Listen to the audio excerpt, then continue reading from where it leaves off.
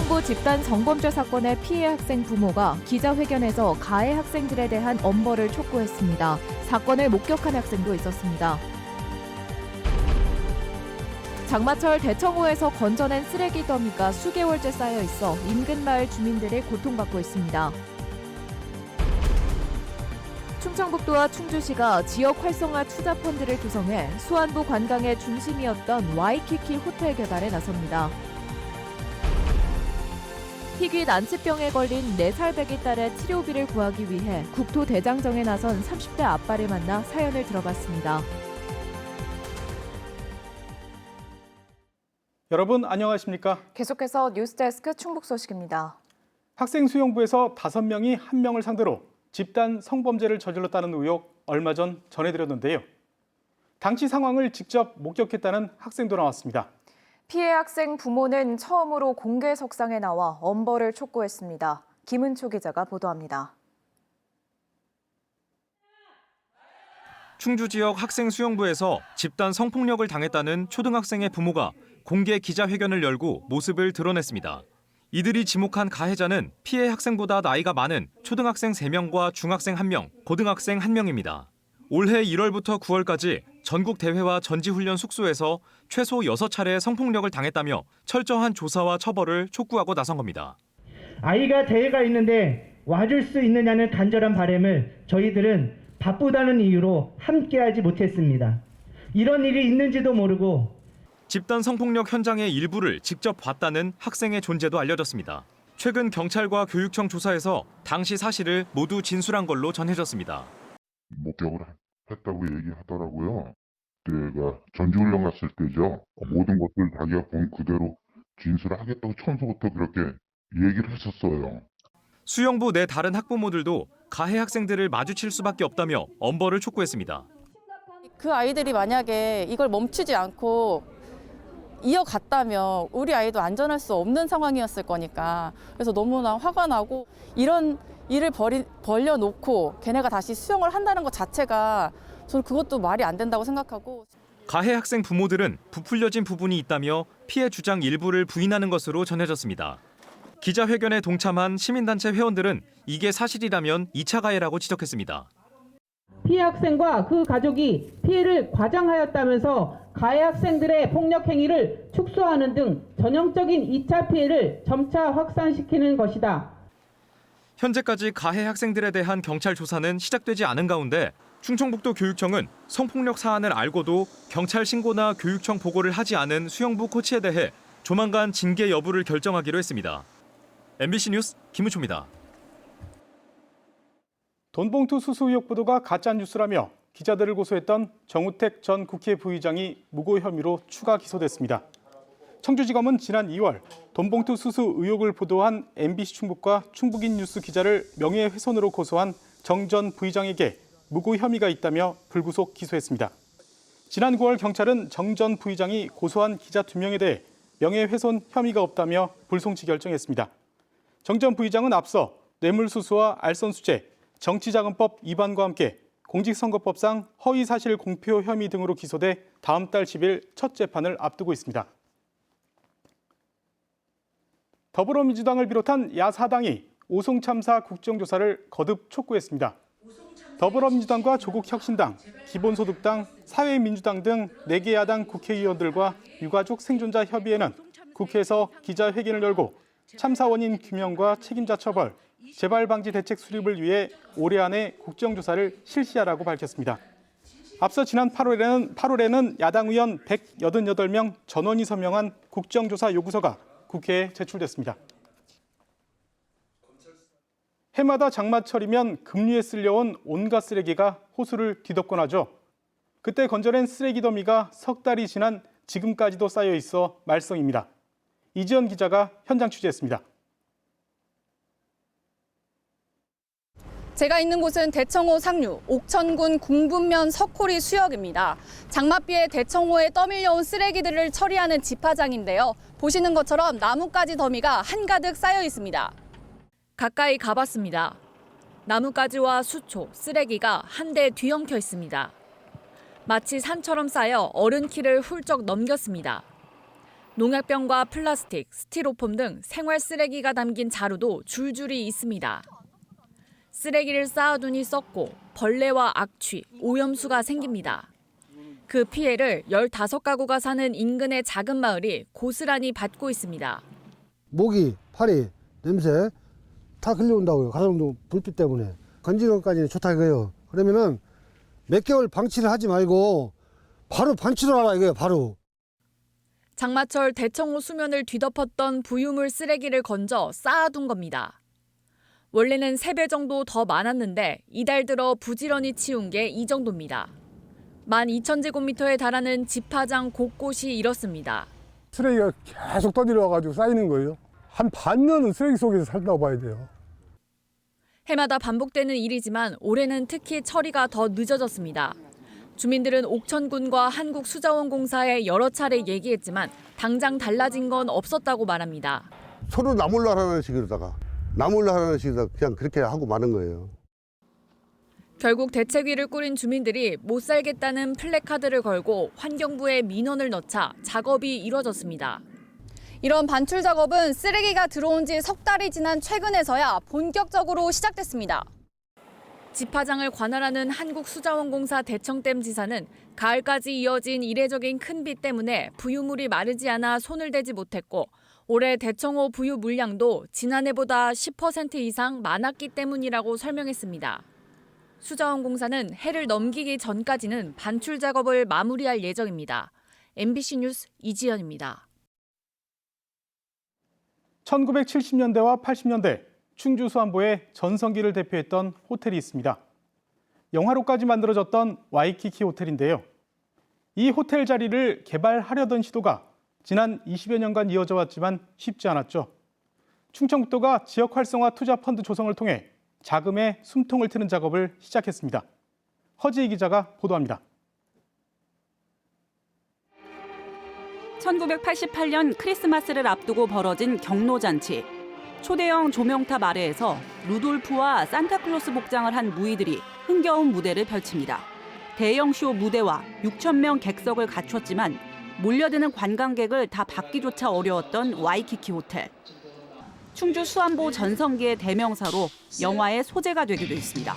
아름다운 예술영화 와이키키 브라더스가 탄생한 곳입니다. 그만큼 스토리가 있고 또 가능성이 있는 곳이죠. 하지만 와이키키 호텔은 수안보 인기의 쇠락과 함께 2002년 최종 부도 처리됐습니다. 이후 민간의 개발 시도와 공사 중단이 반복되자 충주시가 직접 부지 대부분을 매입했습니다. 그리고 2020년 한 투자자산 운용업체에 부지를 매각하면서 현재 780억 원 투자 규모의 민간 개발이 추진 중입니다. 미디어아트나 그다음에 아날로그 전시장으로 활용을 하고 그다음에 그 호텔과 돔 사이가 지하로 연결돼 있는데 그 부분도 미디어아트 전시장으로 활용할 계획이고요. 하지만 경기 악화로 현재 금융권 프로젝트 파이낸싱, PF 대출을 위한 자금 확보에 어려움을 겪고 있습니다. 지금 이미 이걸 땅 토지라든지 주차장 부지, 그다음에 인허가 이런 비용들은 다 투입을 해서 확보를 했고 추가로 지금 리모델링할 비용하고 여기 스파동 질 비용만 좀 추가로 필요한데. 수안보 부활을 추진 중인 충청북도와 충주시가 자금의 숨통을 트기 위한 지역 활성화 펀드 조성에 나서기로 했습니다. 지역 활성화 펀드는 지역 소멸기금과 정부 재정 등으로 구성된 3천억 원을 바탕으로 민자 유치를 모색하는 건데 충청북도와 충주시는 와이키키 개발로 78억 원의 펀드를 확보하고 투자자로 12억 원도 출자해 560억 원의 금융권 PF 대출을 모색한다는 계획입니다. 지역 소멸기금이 같이 진입하는 것이 필요하지 않겠나 생각하고 충청북도 차원에서도 필요하다면 일부라도 투자할 수 있는. 하지만 기획재정부 눈에 먼저 들어야 하는 선정 과정을 거쳐야 하고 현재 충청북도에 펀드 확보를 위한 전담 부서도 없어 쉽지는 않습니다. 수안보는 이달 말 수도권 판교까지 연결되는 중부내륙철도 수안보역의 개통도 앞둔 상태. 이번 시도가 수안보 부활의 방아쇠가 될지 주목됩니다. MBC 뉴스 허지입니다. 주거용으로 인정받지 못해 논란이 됐던 청주 지역 생활형 숙박시설이 오피스텔로 용도 변경됐습니다. 청주시는 가경동 복합터미널 부지에 들어서는 힐스테이트 청주 센트럴을 분양받은 사람들이 실거주를 위해 용도 변경을 요구함에 따라 기존 생활 숙박시설에서 오피스텔로 용도 변경했습니다. 이는 지난달 국토교통부가 생활형 숙박시설 합법 사용 지원 방안을 발표한 이후 청주에서 적용된 첫 사례입니다. 충북 지역 시민단체들이 친일파 재산 국가 환수를 요청했습니다. 광복회 충북지부와 충북시민사회단체 연대회의 등은 오늘 국회에서 기자회견을 열고 친일파 민영휘와 최연국의 재산을 찾아내 법무부에 국가 귀속을 신청했다고 밝혔습니다. 이들이 지목한 친일 재산은 민영휘 후손이 소유한 청주와 강원도 춘천의 토지 22필지, 최연국 후손의 경남 사천 토지 1필지 등으로 전체 금액은 공시지가 기준으로 42억 5천만 원에 이릅니다. 희귀 난치병에 걸린 4살배기 딸의 치료비를 구하기 위해 걸어서 전국을 다니는 30대 아빠가 있습니다. 치료비는 46억 원인데 전 재산은 1억 원도 안 되는 형편이라 치료를 꿈꾸기도 어렵지만 그냥 포기할 수 없어 이렇게 나섰다고 합니다. 이초원 기자가 다녀왔습니다. 4살배기 딸 사랑이 얼굴을 새긴 옷을 입고 거리에 나선 34살 아빠 전요셉 씨. 아침 7시 대전 신탄진역에서 출발해 꼬박 5시간을 걸어 청주에 도착했습니다. 저는 이제 제가 사는 고장 청주에 왔습니다. 지난 5일 부산 광안리에서 출발해 하루 평균 40km씩 8시간을 걷고 있습니다. 이달 말 서울 광화문 도착을 목표로 하는 740km의 여정입니다. 교통사고 후유증으로 조금만 걸어도 무릎에 물이 차지만 약을 먹으며 버티고 있습니다. 무릎 수술을 4번이나 해가지고요, 교통사고로. 그래서 처음에 이거 국토대장정을 한다고 했을 때 저는 정말 울면서 너무 말렸어요. 자기는 아빠라면서 이렇게 가만히 있는 게 더 힘들다고. 요셉 씨는 사랑이를 살려달라는 메시지를 자신의 옷에 새겼습니다. 희귀 난치병에 걸린 딸의 치료비 때문에 전국에 도움을 구하러 나선 겁니다. 딸의 병명은 근육병인 듀센 근위 영양증. 근육을 재생하는 단백질이 없어 끝내 호흡 근육까지 부족해지면 생명이 위험한 근육병입니다. 3,500명 남자아이 중 1명이 걸리는 희귀병인데 여자인 사랑이가 앓게 된 겁니다. 남자아이들이 대부분 앓고 있고 여자아이들은 극히 드문 양상을 띠거든요. 사랑이 같은 경우는 좀 특이하게 진행 속도가 좀 빠른 편입니다. 아직 한국에서 뚜렷한 치료법이 개발되지 않아 일주일에 2번 스트레칭과 마사지가 치료의 전부입니다. 그러던 중 미국 캘리포니아의 대학병원에서 유전자 치료 방법을 찾았는데 치료제 가격이 무려 46억 원. 작은 교회 목사로 아내의 피아노 학원을 처분한 7천만 원이 가진 돈의 전부지만 부모로서 그냥 포기할 수 없었습니다. 사랑이에게 기적을 선물해 주시면 정말 대단히 감사하겠습니다. 아빠는 너랑 계속 걸어갈 거야. 사랑한다. 화이팅! SNS 등 다양한 채널로 도움을 구하는 사랑이 가족에게 약 10,000명이 보름 만에 1억 2천만 원의 온정을 보냈습니다. MBC 뉴스 이초원입니다. 자신을 쫓아낸 여관에 불을 질러 투숙객 3명을 숨지게 한 40대에게 검찰이 무기징역을 구형했습니다. 검찰은 현주 건조물 방화치사 혐의로 기소된 40대 피고인에 대한 결심 공판에서 죄책에 상응하는 벌을 내려달라며 이같이 구형했습니다. 피고인은 지난 9월 21일 새벽 숙박비가 밀려 자신을 쫓아낸 여관에 앙심을 품고 불을 질러 투숙객 3명을 숨지게 한 혐의로 재판을 받아왔습니다. 구직 사이트에서 이력서에 적힌 개인정보 15,000여 건을 팔아넘긴 30대가 벌금형을 선고받았습니다. 청주지법 형사 5단독은 2022년 8월부터 이듬해 2월까지 구직 사이트 이력서에서 15,000여 건의 개인정보를 빼내 제3자에게 팔아넘긴 30대 피고인에게 벌금 1,000만 원을 선고했습니다.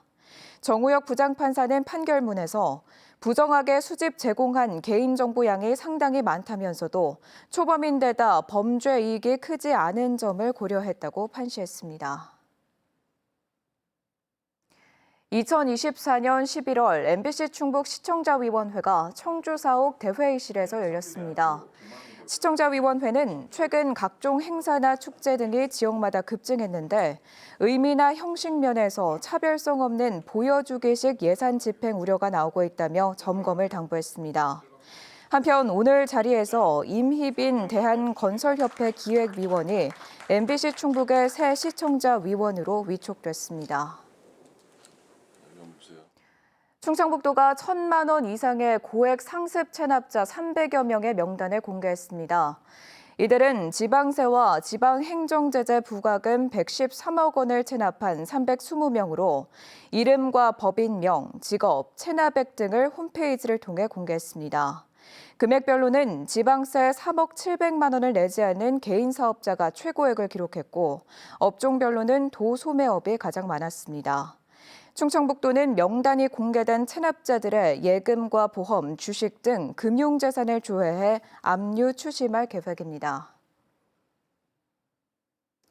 김태순 청주시 의원이 청주시의 수의계약 특혜 의혹을 제기하며 대책 마련을 촉구했습니다.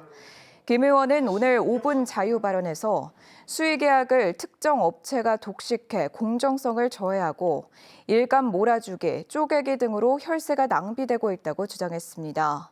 특히 지난해 눈썰 매장 붕괴 사고를 낸 업체가 올해 5월 2억 3천만 원의 수의계약을 했는데 청주시 계약심사위원회가 부정당 업체 심의를 보류하고 제재 기간도 12개월에서 6개월로 경감해줬다고 비판했습니다. 쿠팡이 충청권 로켓 배송 서비스 확대를 위해 중간 물류시설인 서브허브를 진천군에 구축합니다.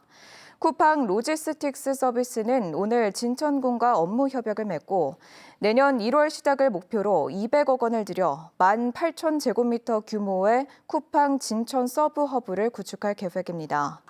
쿠팡은 진천 서브허브에서 400명 이상을 고용한다는 계획도 발표했습니다. 지금까지 뉴스데스크 충북 소식이었습니다. 잠시 후 스포츠 뉴스가 이어집니다. 시청해주신 여러분 고맙습니다.